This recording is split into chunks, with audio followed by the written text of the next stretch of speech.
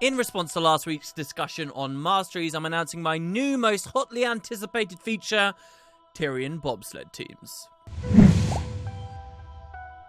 Yeah, hello everybody, welcome to another video. So last week we did a bit of Q&A. I'm going to do another episode here. We'll have a super Q&A next week where I take questions from Patreon. But we already have a lot of good ones from here, so while they are relevant, and specifically in view of the fact tomorrow there's going to be a lot of information about the state of the game, and hopefully some clarifications on the news of core Tyria gliding, I want to do these questions in anticipation of that information. So, first of all, we have a very important and related question to what I just mentioned from Kevin J, who said, "Hey WP, do you eat the potatoes that you draw faces on for your stream?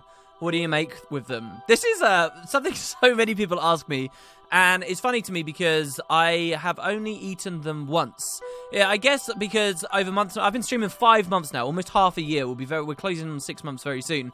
And I guess over half a year, people see that there's all these potatoes on the stream, and they're like, oh, WP does it. I sat down one afternoon and made about just shy of 30 different potatoes, all in the same day, and those are what I've been using ever since. I do want to draw some more, but I mean, that was one batch of potatoes that were all done at once in preparation for the future, and I don't like have this schedule where I wake up each morning and, you know, do arts and crafts on potatoes, and that's work for the day. As cool as that would be, unfortunately not. But the answer to your question as to what I do, yes, those potatoes were eaten. They were sliced, they were boiled, and then they were roasted. And they were eaten with a delicious Sunday dinner. So hopefully that clears the air for everybody who's ever been curious about the potato cams. Alright, next question is from Creeper Knight, who said, a while back you talked about the personal story. And you talked about how they may clean up the risen corruption now that the Elder Dragon of Death was slain in the personal story.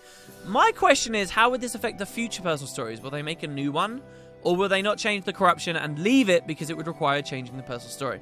Well, you probably heard me talking about this because of the Lion's Arch changes last year, which were huge, and we absolutely didn't see Arenanet play into. My early speculations, I'm going to seem like an idiot, I'm going to seem way off base now, but given the eventual scope of Heart of Thorns, my early speculations about how the Heart of Thorns story could wrap up, given the Elder Dragon of Plant and Mind, Mordramoth's proximity to Ratasum, I speculated that we could see a story arc where Ratasum gets destroyed, and that map is now replaced in the living world with another level 80 zone where we fully get to explore, and the dinosaurs around there becomes a lot more like the tarnished coast of GW1, because there's a huge map and we only see a little bit with Ratasum.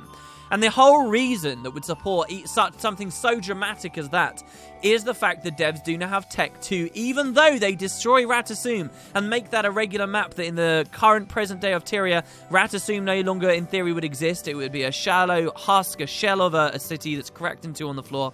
Even though they do that, they have the tech so that if somebody replays the personal story, they get to go back in time and they get to experience regular Ratasum. This is exactly what we see with Lion's Arch right now. Lion's Arch was destroyed, it was completely changed, yet a new player can start playing the game, and when they reach Lion's Arch in the story, through all those moments, it's back to normal. And that phasing technology, enabled by their streaming client's progress, even before the Lion's Arch update, that's huge! And that means a lot for ore. That means that now we can see ore be cleansed. If they want to go in that direction with the Living World updates that we are waiting on until the next expansion, they can now rectify, they can fix ore. They could push that onto the table if they want to, and we could see, you know, not just improvements to old, corrupted, disgusting ore while we're experiencing it in the personal story, but we can have a totally new version of ore where things are clean, and oh hey, maybe they'll pair that with gliding at the same time. For what it's worth, they can also change all the jungle maps too with the Mordramoth related stuff.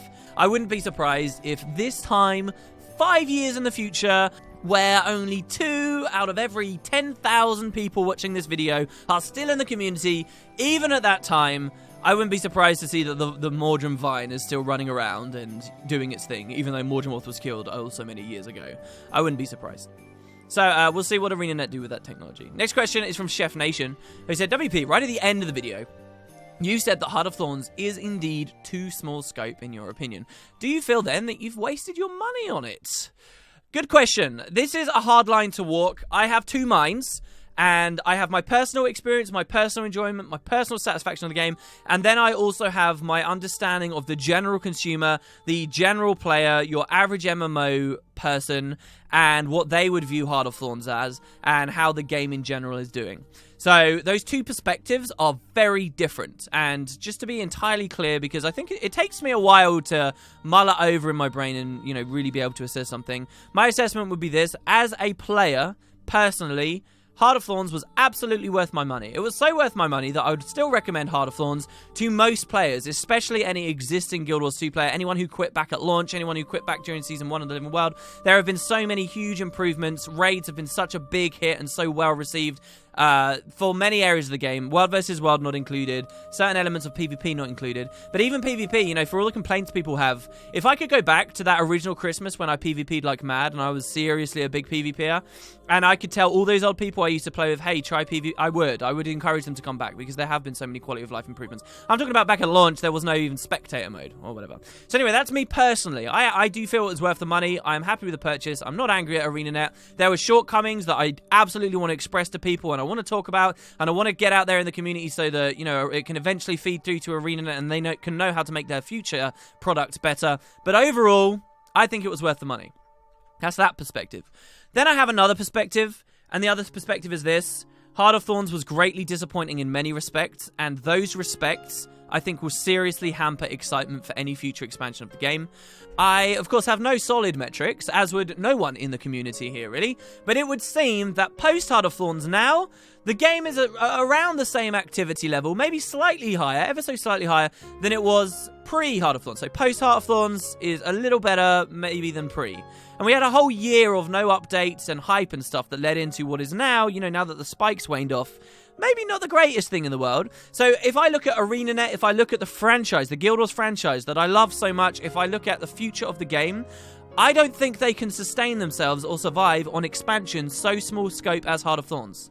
I don't think your general player, based on how Heart of Thorns was, will be that excited about the next expansion if it sounds like it's about the same size, right? So if in 2 years Arenanet come back with Cow or whatever, and they're, you know, given all their release information, and it's really, you know, that page comes up, that professional page showing all of the information about the expansion, and once again it says something like 4 maps, you're not going to see that go the distance that the Heart of Thorns 4 maps went. Future expansions have to be bigger, and in that sense, Heart of Thorns was too small scope. And I don't think that an expansion like that does any favors for this franchise if that's what they try and stay consistent with. And so this is how I can have this, you know, apparent cognitive dissonance, right? Like these two contrasting opinions. It was worth the money, but I don't think they can keep doing it forevermore. And for your average player, I think for a lot of people, it might not have been worth the money because it was just too small. And now the game might fall completely off of some people's radars. Next expansion has to be bigger. It has to bring a lot of content to the table. Now, you guys will know me. I hate what I'm about to say. Every time I end up regretting it. The signs do point to things getting better. They are focusing on the systems they have. They don't have to create the concept of elite specializations anymore, or the collection systems, or their structures for giving us legendaries and their precursors, and they don't have to, they've got much better idea of the kind of events that they want to do, and the way that metas can integrate with things, and the way the rewards can integrate with specific maps. A lot of design, and a lot of core features like the wardrobe stuff is still done, so all they have to do is focus, and they're telling us that all they're doing is focusing on what they have. So all the signs point to the next expansion being bigger. Right, guys? Right? We just have to wait a little longer? Right?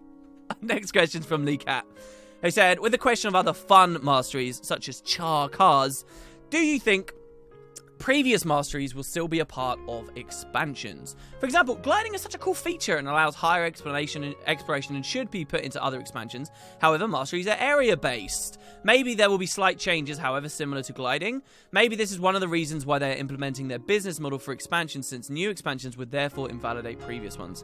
Alright, so this is kind of the second half of the discussion we did on a previous question. First of all, I do think that gliding is a great feature, but I don't think it's necessarily the best feature for the entire game. When you can glide, it does significantly change your experience of the world, and I'm not particularly looking forward to never having a regular, grounded, full damage world like I've had for 3 years with Guild Wars 2, and now all of its gliding. The idea that the core terrier gliding has come into the game basically means something very huge instantly that you can easily tell, and that's that probably all expansions from forevermore will have gliding. That wasn't so assured before this clip that they showed on Points of Interest, but it's pretty obvious to tell now, because what we're going to have, if they add core terrier gliding, we're going to have gliding in the core game, gliding in the first expansion, And then, what, they're going to sell us another expansion where players can't glide? And the thing is, people will use the whole realism argument. To me, it's a video game. All I care about are the strong mechanics to a great extent. There is a point where realism comes into the discussion for me. But I really wouldn't care about this fact. But a lot of people will say, well, if my character knows how to glide interior, and my character knows how to glide in the jungle, why can't he glide in the desert? This is so arbitrary and stupid. People would say that. And it would just make sense, right? If the entire game has gliding, the expansions have gliding. And I'm not sure I'm super happy with that. Really, I'm not sure, because I like the grounded experience, because I like those classic experiences of exploration. I like those flat maps with the open plains and kind of the Kessex Hills style way of doing things, or the Harathi style way of doing things. I think both should have a place in the game. And some environments just don't need gliding. The desert I'm using as an example is not a coincidence here. You don't necessarily need too much gliding there. All it's really going to do is serve as this thing where a glider randomly comes out every now and then and saves you from full damage. Unless maybe they add some nice mesas and cliffs and rock walls. So it depends how they run with the ball.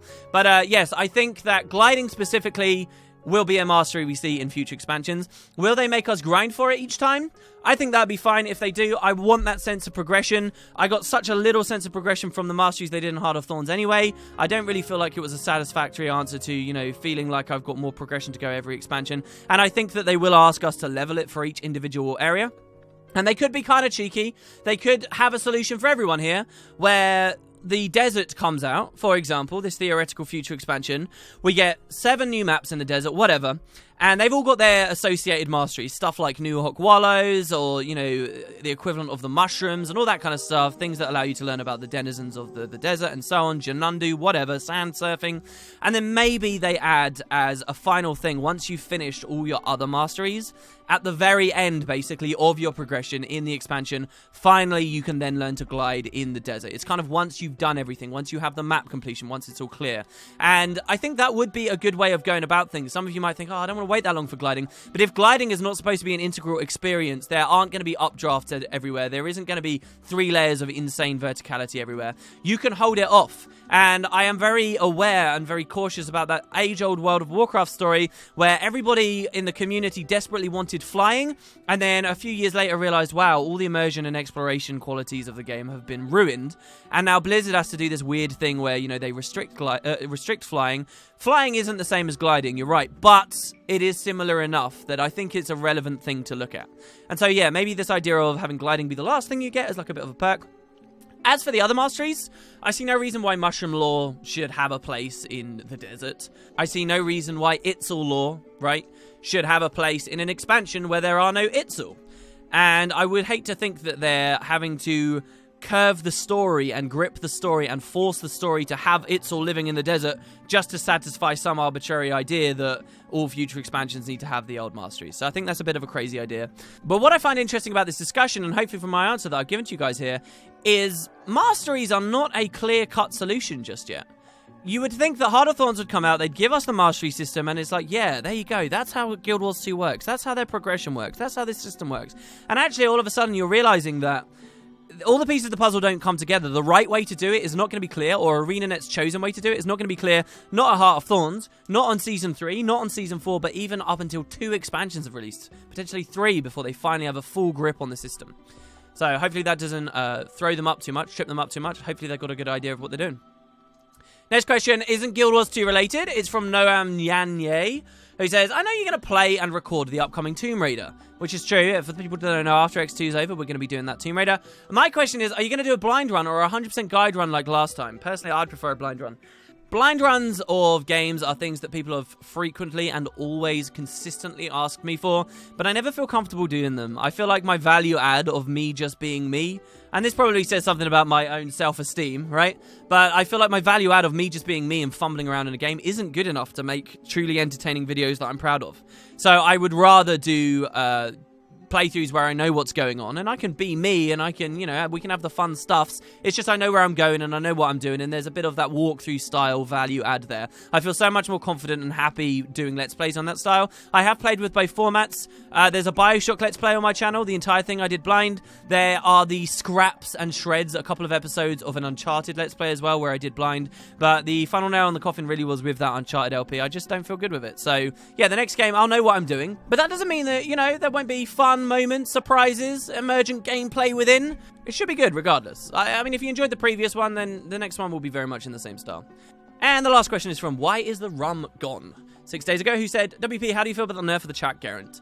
How would you rate the importance of highly organized PvE content a la the evolved Jungle Worm or the pre-nerf Garant? Personally, I'm a TTS member, and my fondest memories of HoT of Thorns were our countless failures trying to get world first. I was genuinely excited for every single attempt and counted the hours until we could try again. Now its absence has destroyed my motivation and many of the guild members to be organized at all. I 1,000 billion million % know exactly what you mean. My excitement and enthusiasm for getting world first, the first Triple Trouble Worm, well, eventually we got NA first, EU managed to beat us to it in the end. But all those attempts were more exciting to me when I was going for world first Gorseval. Both happened to me. I was very, very, very much motivated for both. But these super highly rated, difficult bosses that I had in the open world captured me more. I have to say, they did. And I can understand from the perspective of someone in TTS. For those who don't know, TTS is a big guild that kind of specializes on killing and downing these big bosses and open world, large, coordinated, organized content like this.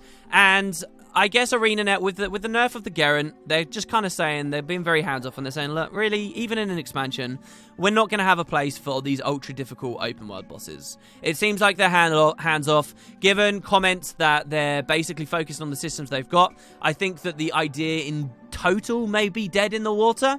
Don't let that take that as only confirmation. It's just what the signs point to, and I think they just might not be looking at it anymore, and that's a shame. I think the reason that they're not looking at this kind of content anymore is because they have raids, and I think that they feel comfortable letting raids be their difficult content rather than the massive 100-man open world stuff. And I think that's a shame, because I think that that's an inappropriate format for a substitute.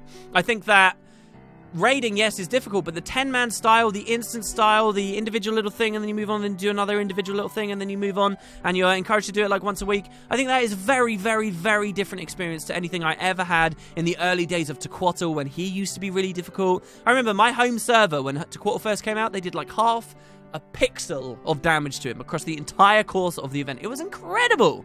And then to finally, you know, get good at it and get to the point where you're killing it, these are very, very different experiences, and I think it's a mistake for Arenanet to say, oh, raids will be good enough, if that's what they're thinking. But at the same time, maybe supporting this isn't in their best interests. I think that Arenanet don't want to support it because inherent to this content, even though it's lots of fun, it's even more restrictive and even harder to pull off than raids are. Raids are difficult because they're very hard, but you've also got to find 9 other people. I think the biggest barrier to entry to raids is not ascended gear. I think it's finding 9 like-minded individuals. I think that's the biggest barrier. And for this kind of content we're talking about now, with the big open world bosses that take 100 people, yeah, there's a big difference between finding 9 people versus finding 99 people. Not to mention it's usually 150-man content, right? Instead of just 100-man content. So I think these barriers are too high. And I think that even they might be happy to support it even with those barriers because the guilds exist, right? So some people are doing it. But then the people in those communities are getting frustrated by basic stuff that the game doesn't have, and I guess they don't want to spend the time to implement. For this content to really shine, the game needs proper queuing for PvE mega servers, so you're not running a lottery, so you're not playing Join on Guild Wars 2. Proper shard reservation or queuing systems. Needs it. It then also needs shorter boss cooldowns. Waiting 3 hours or 2 hours for the next boss pop is not fun, is not enough for people, is not enough to, short enough to retain most of your group, so you feel a very crappy sense of progression. Trust me, I did a lot of streams on this, and specifically as well, there needs to be more control for guilds to pop bosses. They added the system in the guilds where you can pop world bosses, but they just never expanded on it. They put it in there and they've left it as this arbitrary little thing. It could be much better. They could have hard mode versions. It needs those 3 things. Without those 3 systems, I don't think Arenanet's going to want to support that kind of gameplay anymore. And we'll see. Maybe the next expansion will have a Chuck Garant equivalent that for about 2 weeks you can get your fix of this kind of content before, guess what, they nerf it again. But I'm not too hopeful. Anyway, there you go, guys. That's the Q&A for today. Thank you very much for watching. Hope you've been enjoying yourself. I was wrong yesterday. I said, oh, I'll see you tomorrow for all the big news. There was no big news today. There was a blog post about PvP balance that basically said nothing except some changes to the downstate, which I can discuss tomorrow. So we'll do all the news tomorrow. Thanks very much for watching. Hope you guys had a great day, and I'll see you next time.